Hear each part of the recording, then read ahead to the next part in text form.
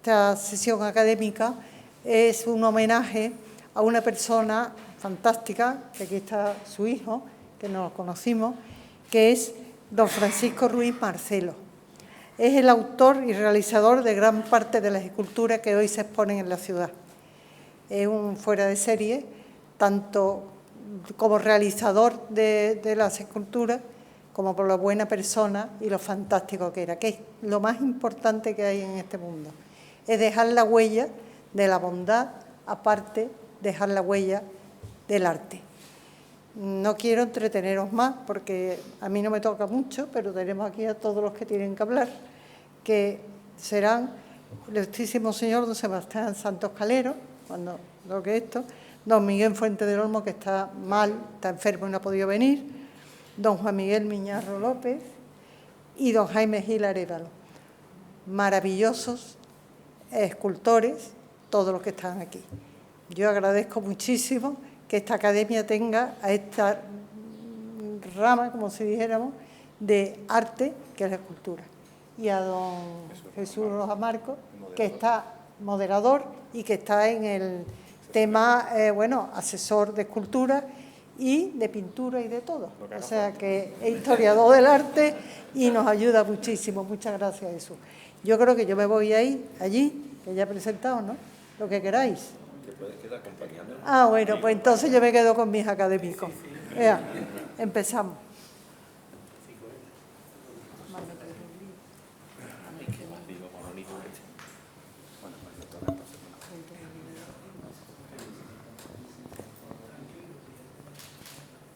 Excelentísima. Hay que apagar aquí, ¿no? Sí.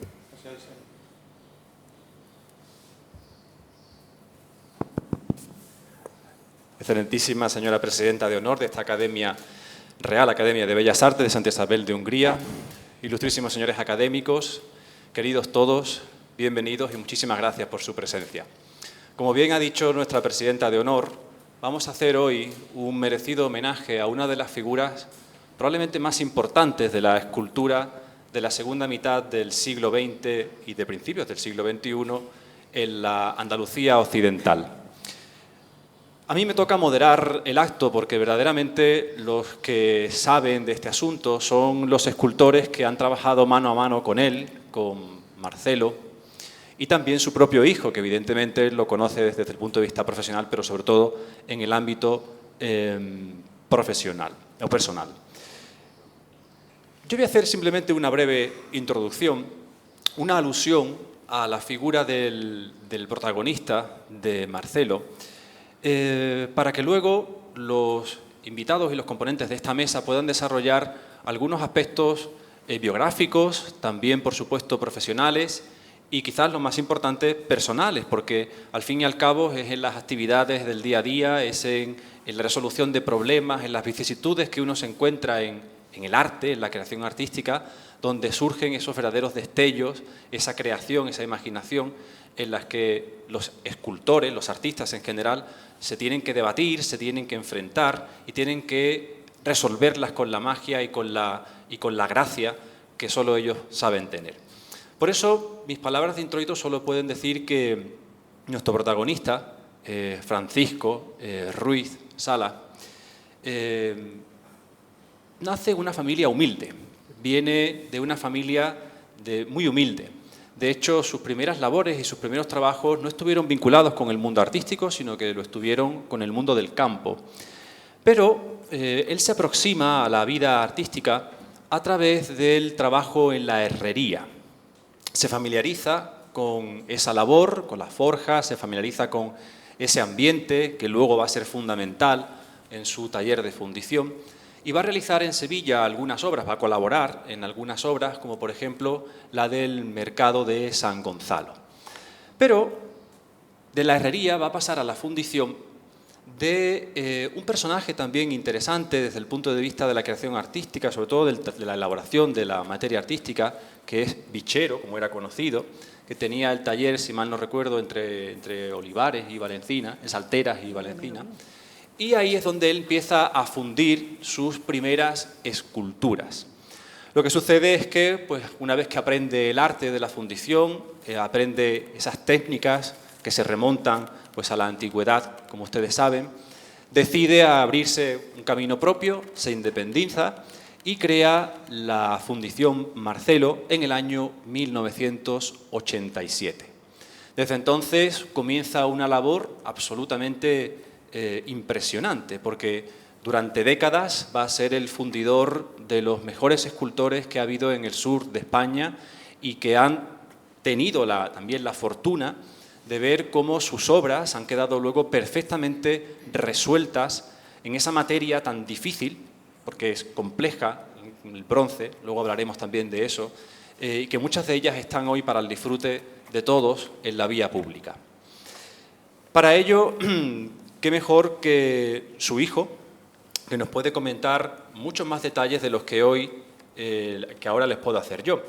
Su hijo lleva su mismo nombre, Francisco Ruiz Remesal, y él es graduado en Historia del Arte por la Universidad de Sevilla. Es más, ha sido alumno mío, con eso ya está todo dicho.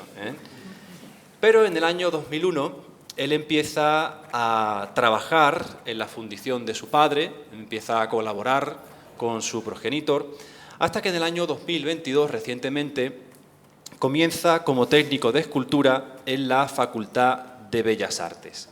Y en la actualidad, a esa formación que le viene desde la cuna, a esa formación académica y luego universitaria, y a ese trabajo que está hoy realizando en la Facultad de Bellas Artes, en la actualidad, como digo, lo compagina con la gerencia de la fundición que comparte con su hermana María del Carmen Ruiz Remesal. Así que, Francisco, cuando tú quieras puedes hacernos alguna introducción a la figura paterna desde el punto de vista biográfico o desde el punto de vista profesional. Muchas gracias. Bueno, ante todo me gustaría agradecer a la Academia y a los académicos que hayan organizado este acto, a mi padre. Y bueno, pues mi padre, él nació en el 50 y como ha comentado Jesús, eran unos años muy duros en Valencina. Entonces él se cría con una familia que no se crió con sus padres, sino que se crió con unos familiares directos. Y es donde comienza a trabajar en el campo. Si yo tuviera que definir a mi padre con una palabra, lo definiría con la palabra de trabajador. Y él no era una persona que le gustara presumir, pero si presumía de algo, era de que toda su vida había trabajado. Y él siempre contaba que él empezó a trabajar antes de empezar a andar, y que cuando este hombre que lo había criado, que se llamaba Marcelo, y por eso a él le llamaban Marcelo,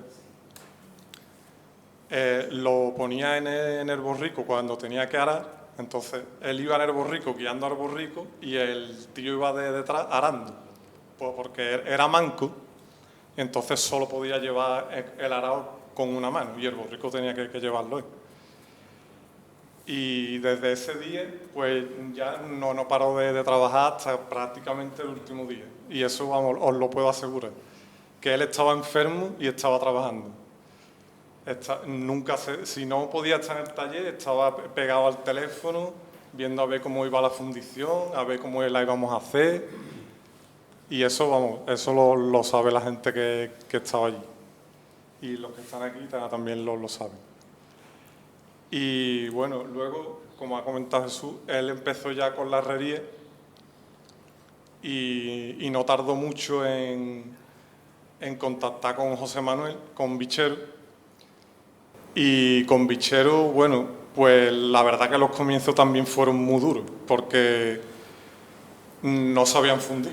No sabían fundir. La historia empezó con un tamborilero que está en el Rocío, y entonces Bichero lo fundió, fue el que lo modeló y fue a fundirlo a capa. Y entonces cuando Bichero vio aquello, dijo, pues esto creo que puedo hacerlo yo. Eso pensaba, porque Bichero es así. Él siempre también es una persona que siempre está innovando y siempre está viendo a ver qué puede hacer de nuevo. Y claro, recurrió a mi padre porque sabía que era una persona trabajadora y Y la verdad que empezaron, vamos, sin nada, sin ganar dinero, mi padre no cobraba, mi madre lo sabe bien, eso. Y total, que así empezaron. Ahora nos contará Jaime un poco, porque una de las primeras figuras que fundieron grandes, de gran envergadura, fue de Jaime, que fue la del Rey, que están dos hermanas. Y bueno, entre esas fundiciones y otras, pues ellos empezaron a fundir y aquello no salía. El bronce se salía de los moldes y fue la verdad que una cosa bastante... aprendieron así. Que hoy en día no nos cuesta creerlo porque hay muy poca gente que aprenda así, pero ellos aprendieron así. Esto fue en los años 80 o así. Y ya luego, pues bueno, por circunstancias de la vida, pues Bichero trabajaba en Telefónica. Y entonces, pues, llegó un momento que él había pedido una excedencia para poder montar la fundición. Y llegó un momento que Telefónica le dijo que tenía que reincorporarse o perdía el puesto. Entonces, se decidió reincorporarse y ya mi padre pues, tuvo que empezar por su cuenta. Y ya fue cuando se fue a Valencina y con Agustín y otros colaboradores que ya empezó a trabajar. Y ya pues empezaron a fundirse las primeras obras así. Una de las primeras que yo recuerdo es la gitana que está en el Altozano, el monumento al flamenco de Jesús Gavira. Y que esa fue más o menos, se fundió por los años de la Expo. Y bueno, es una de las más significativas sí, que se hizo en los comienzos de la fundición. Otra, la de Sebastián, del Manolo Caracol, también fue de las primeras que se hizo allí. Y bueno, de así que estén en Sevilla, pues esas son así las más significativas, que ahora ellos nos contarán un poco cómo fueron las fundiciones de esas esculturas y demás. Bueno, pues yo creo que podemos empezar por Sebastián, ¿no? Para que nos cuente sobre todo las experiencias personales con él, la humanidad de Marcelo y sobre todo aquellas vivencias que no se han contado o aquellas que se puedan contar, evidentemente, para descubrir mejor al personaje. Sebastián, ¿cuáles son los mejores momentos que has vivido con Marcelo y probablemente las obras de las que tú estás más orgulloso que hayas trabajado con él?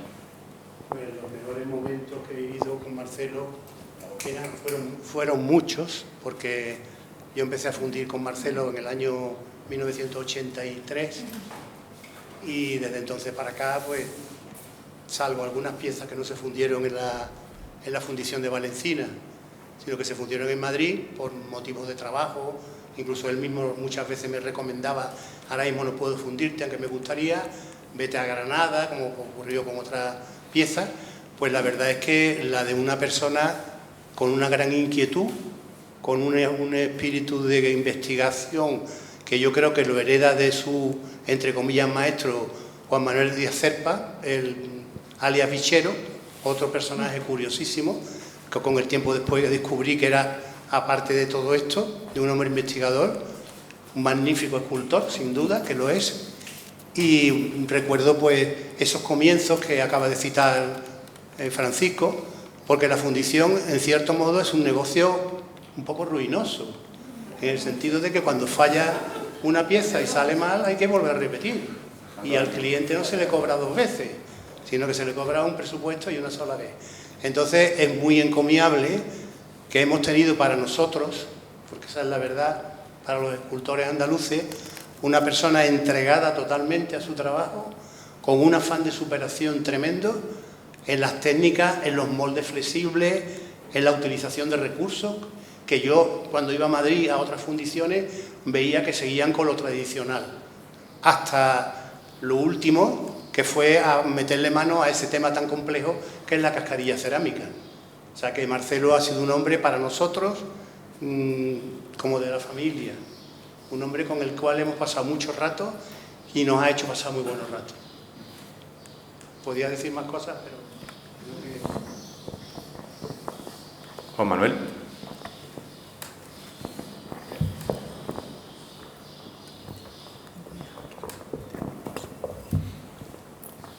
Bueno, la verdad es que hablar de Marcelo es muy sencillo.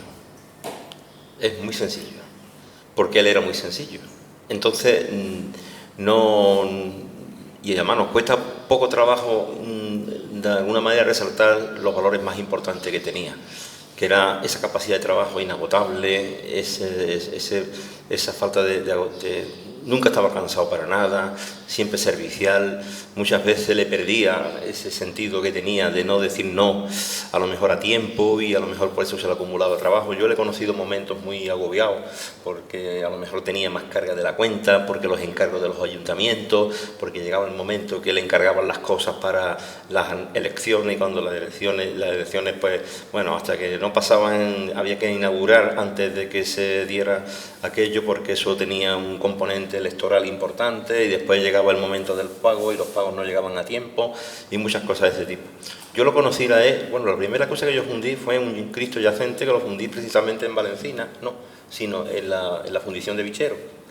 Después ya después, a partir de ahí, porque eso fue la transición más o menos del 87 al 89, que ya me sacaron varias copias de ese Cristo yacente en un modelo que hice para el yacente de Dos Hermanas. Concretamente la maqueta la fundí en bronce, ya digo, primero en Vichero, y ya lo siguiente, pues bueno, Marcelo ha abierto una fundición en Valencina. Digo, bueno, no me digas.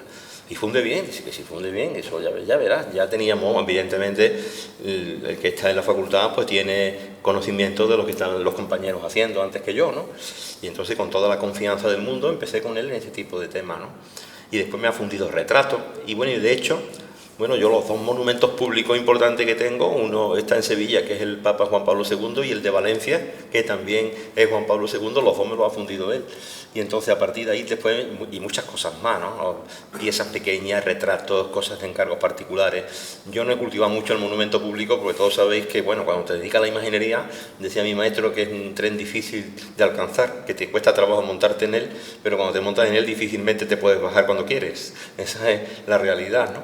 Pero bueno, todas mis experiencias con él siempre han sido muy interesantes en el aspecto también de lo que nos enseñó. Cómo nos enseñó en temas de molde, cómo innovó en muchos aspectos, cómo era capaz de resolver los problemas más complicados. A mí me ha llegado a hacer también moldes, pero no para fundir, sino moldes de figuras para llevarlo a sacar de punto. Y piezas muy complicadas, muy complicadas, que resolvía además maravillosamente con unos sistemas que después decía, bueno, mira, ya la madreforma no va a ser rígida. ¿Cómo que la madreforma no va a ser rígida? Si una madreforma tiene que ser rígida para mantener la forma, por eso se llama madre, ¿no? No, pero esta es flexible. Ah, que esta es flexible. Sí. Bueno, esas son cosas casi de las últimas etapas suyas ya, ¿no? Pero que los que nos conocimos así al principio y vimos cómo iba evolucionando en todo, cómo no le daba miedo de nada, cómo se metió lo de la cascarilla cerámica. Le voy a decir una cosa, unas semanas, quizás muy poco tiempo antes de fallecer, me llama un día por teléfono. Teníamos una pieza de una imagen que me estaba fundiendo, creo yo, y pensé que a lo mejor que se la había llevado yo a él para fundirla, pero que después ya me la entregó su hijo, porque él ya no estaba. Entonces resulta que, bueno, pensé que era a lo mejor por algo de esa imagen que me estaba fundiendo, ¿no? Y entonces lo que me quería preguntar era el tema de cómo iba el tema de los escáneres 3D y cómo iba el tema de las máquinas de control numérico. Entonces yo le decía, pero bueno, vamos a ver, ¿por qué? No, porque me parece a mí que eso puede ser una cosa interesante. Y yo le dije, mira, Marcelo, de verdad, eso es muy bonito. Eso de que tú veas una máquina de control numérico, que te cree que es un robot que le metes la información y te la hace sola, eso no es tan fácil. Eso necesita una calibración extraordinaria. Las fresas se rompen inmediatamente, nada más que son menores de 4 milímetros. Eso es muy bonito ver eso en un vídeo de alguien que lo tiene y que se ha gastado una pasta importante y después se la ha gastado más todavía en tener allí a los técnicos y tener allí a un informático que le ayude a todo ese tema. Digo, yo de verdad, y le quité las ganas. Pero para que veáis que hasta el último instante de su vida lo que quería era innovar. Ese es Marcelo. Y allí a cualquier hora, en cualquier momento, y encontrártelo siempre allí. Y además, otra de las cosas, cuando instaló la nave nueva, porque yo viví un poco, bueno, tengo otro monumento que no me acordaba de él, que me lo fundió él también, que es el de Solís, el ministro de Franco, que le llamaban la sonrisa del régimen, que está en Cabra, en el parque de Cabra. Ese monumento, el modelo se me quemó porque se quemó la fundición. Lo que pasa es que ya estaba fundido. menos mal, pero yo recuerdo que aquello fue una cosa terrible, de ver aquello que podía haber sido una tragedia de un tamaño inmenso. Bueno, a mí se me había perdido el modelo, y a ver qué le digo yo a la gente de Cabra: oye, mira, no, es que ya está modelado y todo, pero ahora tengo que empezar otra vez porque todo esto se ha quemado, ¿no? En fin, que la verdad que es una trayectoria larga. Lo que estáis viendo es una colección de imágenes en las que nosotros no hemos querido que sacan los nombres de los escultores que las hicieron, sino que se vean a ellos trabajando en obras que, de alguna manera, algunas son nuestras, otras son de escultores de compañeros de la facultad, de escultores que ni siquiera a lo mejor han estado en la facultad, pero que son escultores. Cuando se hizo el homenaje a Marcelo aquí en el año 2009, fueron 50 escultores los que participaron.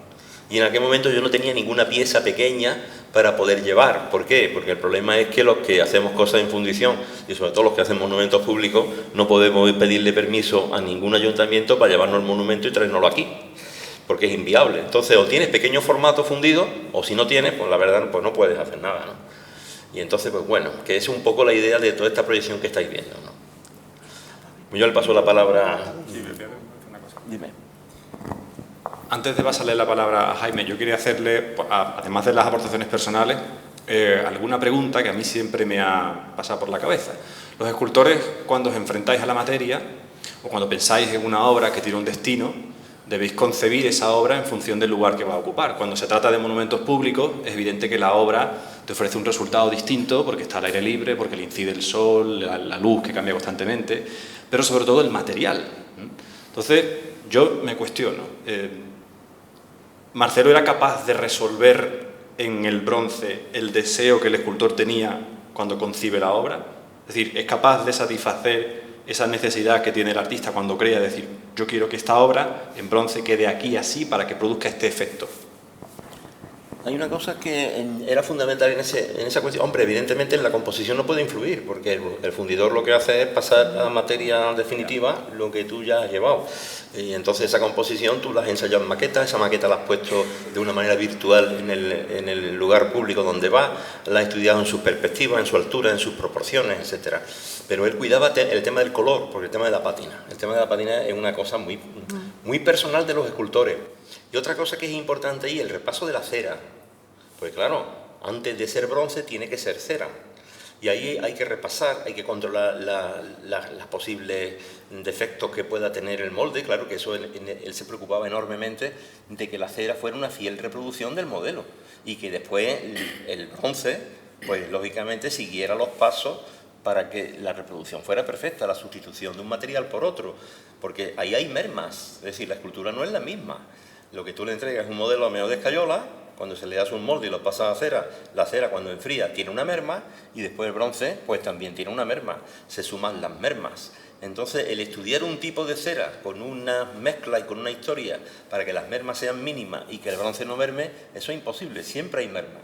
Luego nunca el modelo que nosotros le entregamos al fundidor es exactamente el mismo que después veis en la plaza, nunca, siempre hay cosas. Otra cosa es esas mermas que sean de alguna manera por igual y otra cosa es que haya deformaciones, que se puedan aplastar, que puedan salirte cosas, que eso evidentemente también es un tema.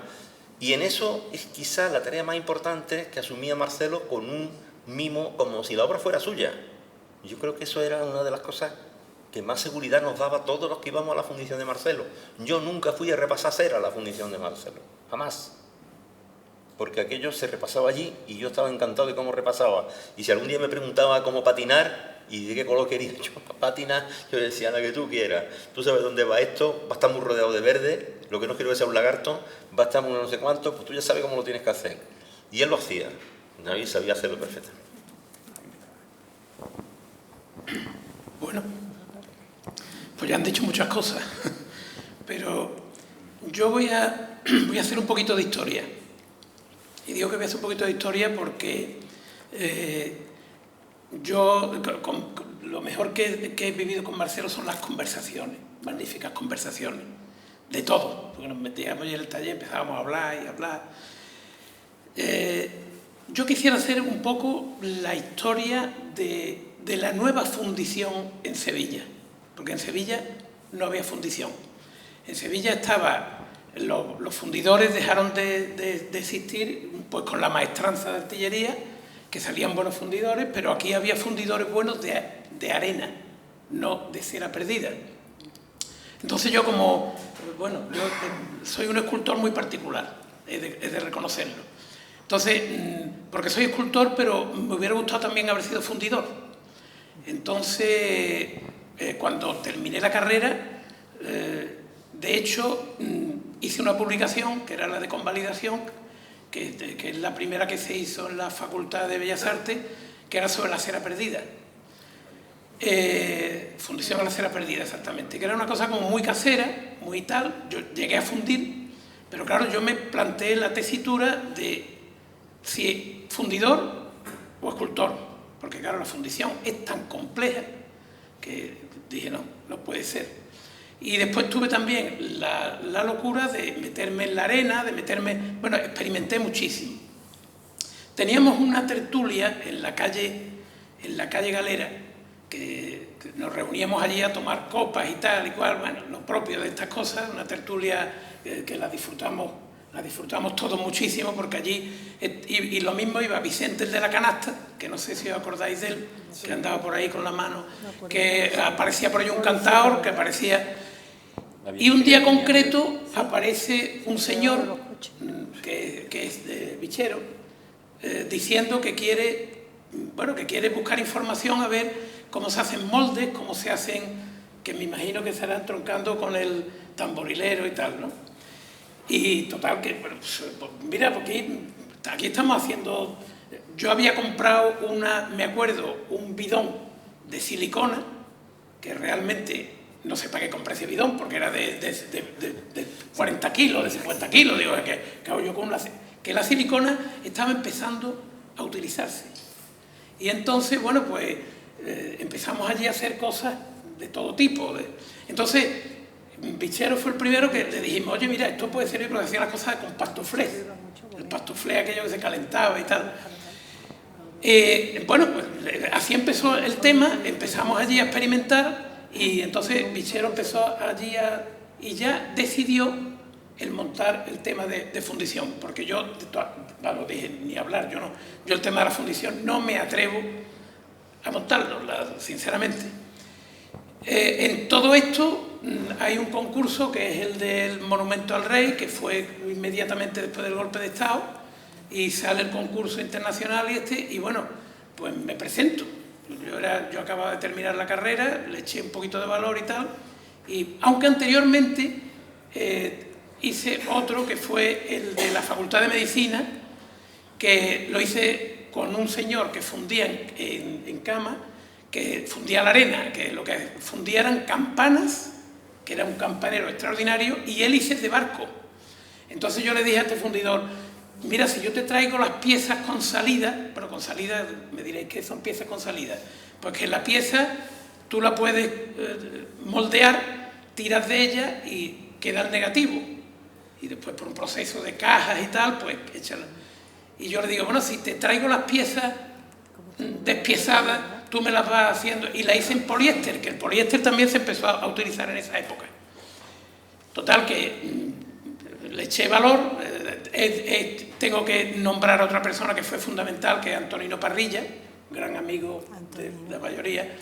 Antonino Parrilla, que he cometido el gran error de no haberlo llamado, que lo tenía que haber llamado, porque fue pieza clave en eso. Y en su casa, allí en Mairena, hicimos el monumento a la medicina y tal. Y tuve el valor de... Me daba el campanero el de cama, que se llamaba... No me recuerdo yo cómo se llamaba el fundidor de cama, era... No, ese... El Daniel no. Paco, no me acuerdo cómo... El tema que ya digo, me iba dando las piezas y yo tuve la osadía de ir soldándolas unas a otras. Claro, con unos graves problemas de encaje, porque aquello era de aquella manera. Total, que bueno, que aquello salió. Digo, para no alargarme demasiado. Me presenté al concurso del Monumento a la Constitución, o al Rey. Estaba Francisco Toscano, estaba de alcalde, con el que me une una gran amistad. Y bueno, salió aquello y Bichero estaba empezando y le digo a Bichero, oye, ¿nos atrevemos? en esta cosa de... porque fue una auténtica locura, porque era una escultura de volumen, y no se había fundido, en Sevilla no había fundición a la cera perdida. Y entonces, bueno, pues se recurre al tema, me dice, venga, para adelante. Y ahí es donde yo conocí a Marcelo. Vamos, íbamos allí, bueno, ¿y esto cómo se resuelve? ¿Y esto cómo no se resuelve? ¿Y ahora cómo hacemos? ¿Y ahora cómo no hacemos? Bueno, pues aquello milagrosamente salió para adelante, con muchas vicisitudes. Don Pedro fue testigo de todo esto, porque una vez hasta me quedé con toda la corporación. Bueno, ahí está el monumento al que me refiero. Yendo a ver un día de estos, que yo creo que venías, ¿no, Pedro? Tú venías también el día ese del coche. Yo, en mi despiste, pues se me para el coche a mitad de camino. Y con el alcalde al lado. Y le digo, me parece que se me ha averiado el coche. Dice, Jaime, ¿tú le has echado gasolina? Digo, pues me parece que no. Entonces toda la corporación en la cuneta sentada, y yo allí no sabía qué hacer. Íbamos camino de ver el monumento este, a ver cómo iba. Porque además ya habíamos hablado con la Casa Real, el rey, bueno, una calamidad. Pedro puede contar de eso porque fue el que sufrió todos estos pormenores. Total, que bueno, que aquello salió. Entonces, sí estuvimos muy satisfechos porque yo le dije al alcalde, es una gran satisfacción que se funda este monumento en Sevilla, porque hacía mucho tiempo que en Sevilla no había fundición a la cera perdida. Vamos, desde la maestranza de artillería. Con lo cual, ahí empezó todo. Y ahí es donde, con Marcelo, pues, muchas tardes, muchos días, estuvimos charlando, estuvimos hablando, Y ya después, posteriormente, yo me he dedicado mucho al formato pequeño, a contar mis historias y mis locuras, y todo este formato pequeño pues me lo fundía Marcelo. Yo le decía, Marcelo, 3 caballos, Marcelo, tres ¿cómo van el que se monta en el caballo? ¿Cómo va? Y bueno, echábamos allí buenos ratos, porque también he de confesar que no repasé nunca ninguna cera, me la repasaban ellos. Y mira que el formato pequeño es complejo, con lo cual, igual que yo tampoco iba a repasar la cera, vamos, como ahora actualmente, que ahora tengo varias cosas allí en pendiente de fundición, entre otras pues la estatuilla de la fama, que tengo el honor de hacerlo, que es el máximo galardón que da la Universidad de Sevilla que es realmente una reducción del Ángel de la Fama, que no es mía la obra, pero bueno, y me la siguen ellos fundiendo tradicionalmente ya, hace muchos años. Y bueno, ¿qué tengo que decir, Marcelo? Pues que nos queríamos porque era una bellísima persona, era una persona que podía comentarle lo que quisieras, que de él no salía ni lo más mínimo, llegabas allí enfadado, decías algo y aquello era... Entonces, bueno, nada más que tengo buenísimos recuerdos de él, y yo creo que lo que lo define, aparte de todo, era que era una bellísima persona. Y nada más, no tengo ya mucho más que contar. Yo quería preguntarle... Bueno, la señora presidenta de honor quiere preguntarle algo. Recuerdo en los años 78, podía ser, que yo vivía en el Espadagal, y entonces me acuerdo que vinieron de Telefónica a hacer unos arreglos, porque en ese momento se estaba arreglando todo y tal, y me dijo Carlos, mi marido, hay unos señores de Telefónica que son unos artistas, Isabel, uno se llama Bichero y el otro es Marcelo. Y yo dije, ¿qué me estás contando? A mí que toda la vida me había gustado el arte, vamos a verlo. Y entonces me acuerdo que estaban perfectamente, y después yo le compré muchas cosas a Bichero, fuimos a la fundición muchas veces, y yo creo que estaba unido a tu padre. Claro, hemos ido bastante. Cuando Carlos compraba mucho bronce porque le encantaba, y recuerdo eso, de que en aquella época ya destacaban como unos grandes artistas. Y decían, nos vamos a ir de la Telefónica porque lo que tenemos que hacer es la escultura. O sea que lo que se llama el hacer lo que ellos ven de corazón, que es lo que le va en la vida. No, a lo mejor no era el camino a la Telefónica. Así que un gran recuerdo a tu padre, y quiero decirte que resume en él a un hombre honesto, a un hombre bueno, a un hombre trabajador, a un hombre que reúne también el arte, porque como han dicho todos los escultores, que son artistas, sin ninguna duda, pero si no fuera por tu padre, tampoco las esculturas estarían en el centro de Sevilla. ¿O no?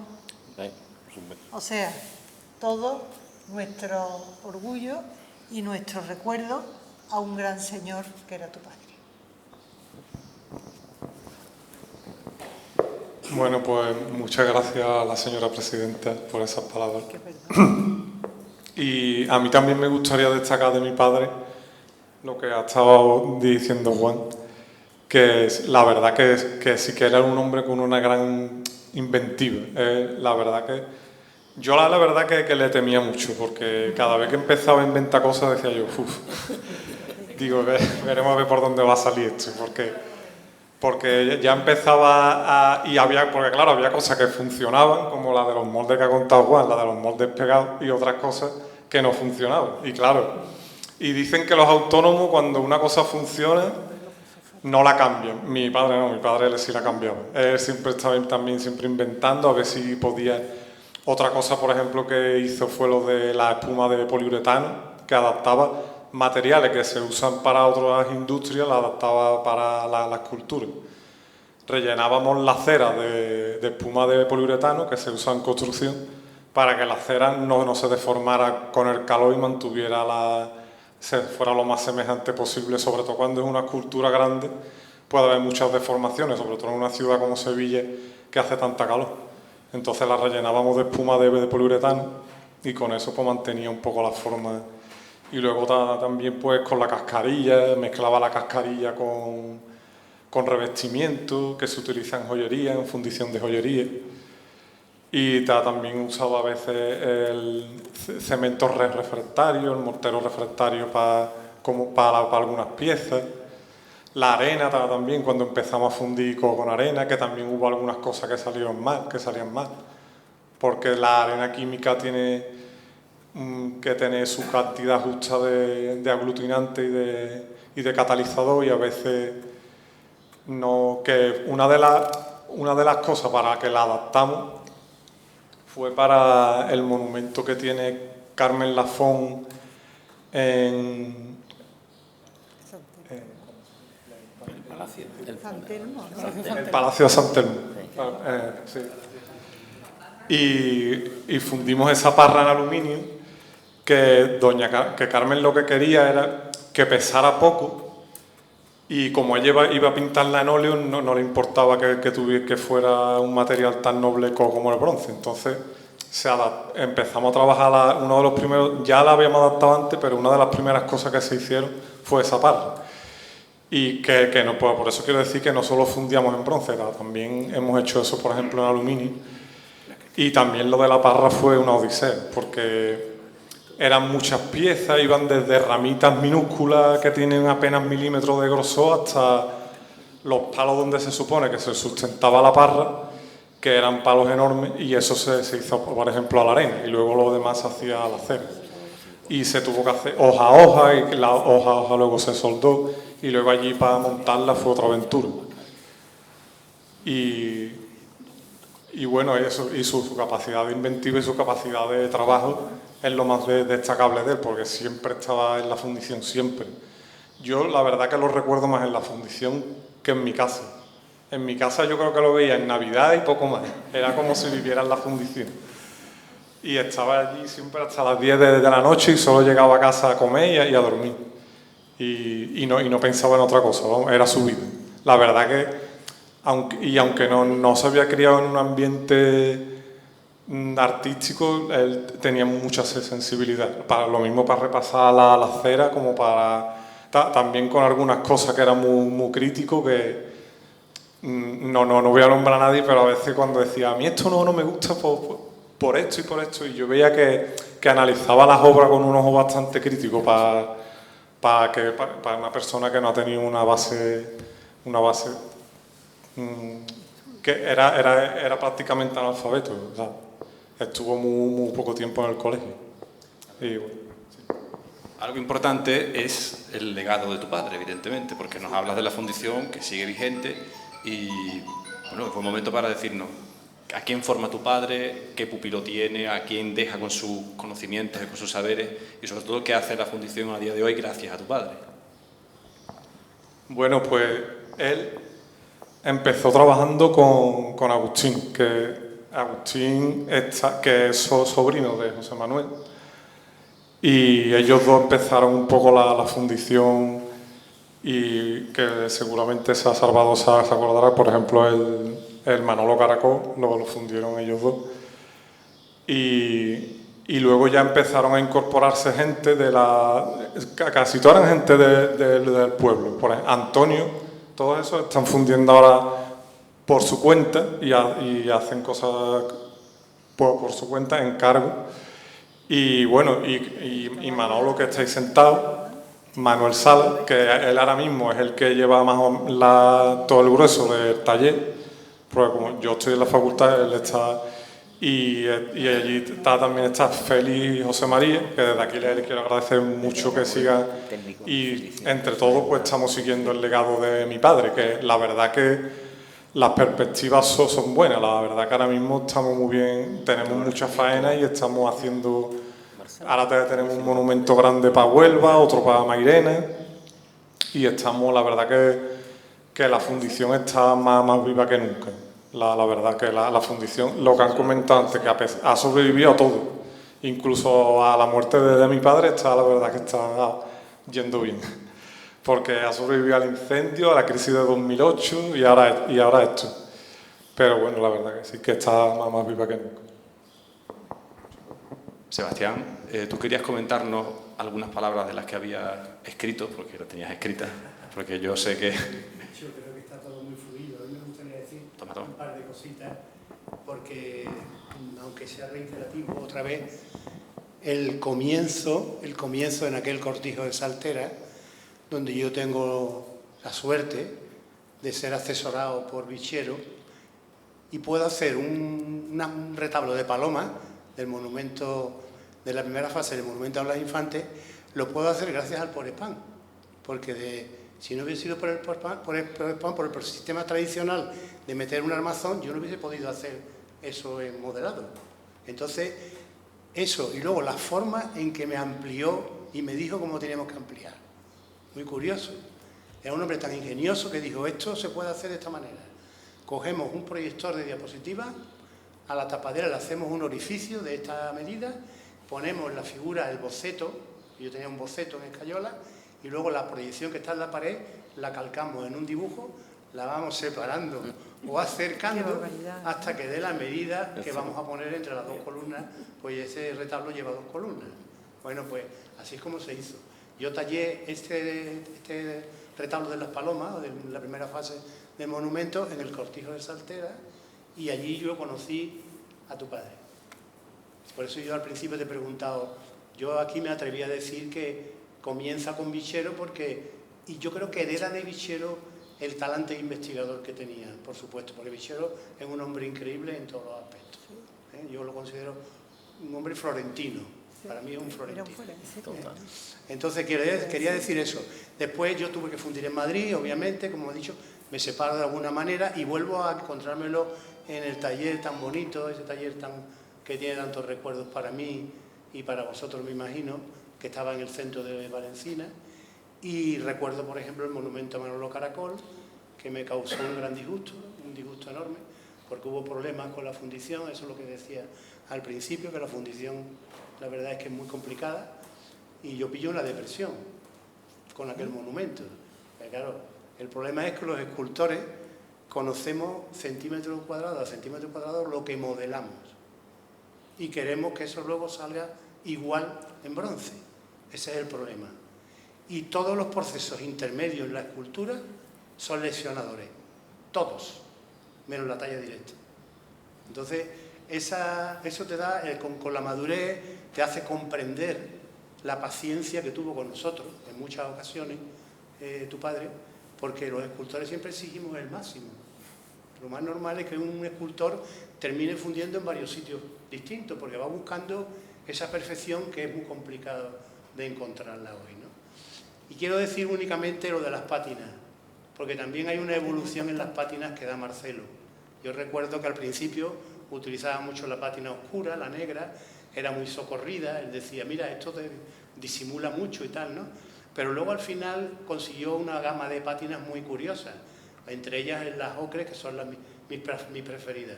Tengo muchas piezas que me fundió tu padre y son con la pátina esa de tono ocre, que para mí particularmente el bronce parece barro cocido, más que bronce. Yo si quieres digo las últimas palabras, pero yo no quiero cerrar el acto. Sí, ciérralo. Ciérralo. No, pues aquí la presidenta, Yo creo que lo debe de cerrar tú, que eres el escultor. ¿Perdón? Que tú eres el gran escultor con todo lo que está aquí. Yo no soy nada. Además, vamos a firmar lo que diga. Soy yo, que tengo unos compañeros que son una maravilla. Te digo, con su entrega y profesionalidad, con su entrega y profesionalidad, ha contribuido decisivamente al enriquecimiento del patrimonio monumental de Andalucía. Hoy los miembros de la sesión de escultura de esta Real Corporación ofrecemos un homenaje a su persona y también a su reconocida profesionalidad. En breve fecha celebraremos una exposición de obras fundidas por este maestro, cerrando de esta forma el testimonio de gratitud y reconocimiento de los escultores académicos. Don Francisco Ruiz Salas, para nosotros Marcelo, gozó de la estimación de cuantos le conocieron y creo que disfrutará de la paz que la providencia reserva para los justos. Qué bonito.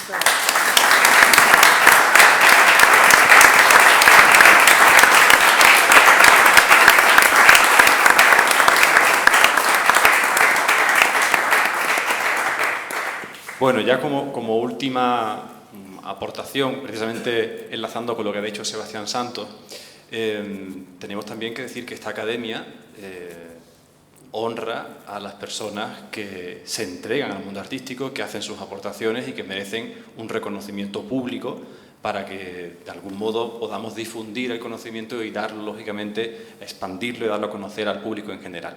Ya en el año 2009, como bien ha dicho Juan Manuel Miñarro, esta academia celebró una exposición titulada Escultores Andaluces, cuyo subtítulo era Homenaje al 25 aniversario de la Fundación Marcelo, organizada precisamente en esta casa entre los días 20 de febrero al 5 de marzo de 2009.